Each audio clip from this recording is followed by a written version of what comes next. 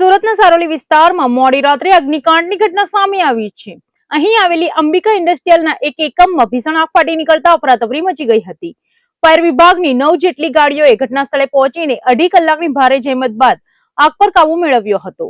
સદનસીબે આ દુર્ઘટનામાં કોઈ જાનહાની થઈ નથી, પરંતુ લાખોનો સામાન બળીને ખાખ થઈ ગયો છે। કાપડ માર્કેટના હબ ગણાતા સુરતના સારોલી વિસ્તારમાં ફરી એકવાર આગની ઘટનાથી ફફડાટ ફેલાયો છે। સારોલીમાં આવેલી અંબિકા ઇન્ડસ્ટ્રીયલમાં મોડી રાત્રે અચાનક એક કારખાનામાં આગ લાગતા આસપાસના રહીશો અને સિક્યુરિટી ગાર્ડ્સમાં દોડધામ મચી ગઈ હતી। ઇન્ડસ્ટ્રીયલ એસ્ટેટમાં કેમિકલ અને કાપડનો જથ્થો હોવાથી આગ જોતજોતામાં પ્રસરી ગઈ હતી। ઘટનાની ગંભીરતા જોતા ફાયર કંટ્રોલ રૂમને જાણ કરવામાં આવી હતી, જેના પગલે સારોલી, ડુંભાલ અને મજુરા સહિતના ફાયરના સ્ટેશનોથી કુલ 9 જેટલી ગાડીઓ ઘટના સ્થળે દોડી આવી હતી। ફાયરના જવાનોએ ચારેય તરફથી પાણીનો મારો ચલાવીને આગને વધુ ફેલાવતી અટકાવવાની કામગીરી શરૂ કરી હતી। કાપડનો જથ્થો હોવાને કારણે ધુમાડાના ગોટે ગોટા ઉડતા ફાયરના જવાનોની કામગીરીમાં મુશ્કેલી પડી હતી। અંદાજે 2.5 કલાકની સતત મહેનત અને ભારે જહેમત બાદ ફાયર વિભાગને આગ પર કાબુ મેળવવામાં સફળતા મળી હતી। જો કે આગ એટલી વિકરાળ હતી કે ઇન્ડસ્ટ્રીયલમાં રહેલા કિંમતી ડિજિટલ પ્રિન્ટિંગ મશીનો અને કાપડનો મોટો જથ્થો અને ફર્નિચર સંપૂર્ણપણે બળીને ખાખ થઈ ગયા હતા। પ્રાથમિક અંદાજ મુજબ ઉદ્યોગપતિને આ ઘટનામાં લાખો રૂપિયાનું આર્થિક નુકસાન વેઠવાનો વારો આવ્યો છે। રાત્રિના સમય હોવાથી ઇન્ડસ્ટ્રીયલમાં કામદારોની સંખ્યા ઓછી હતી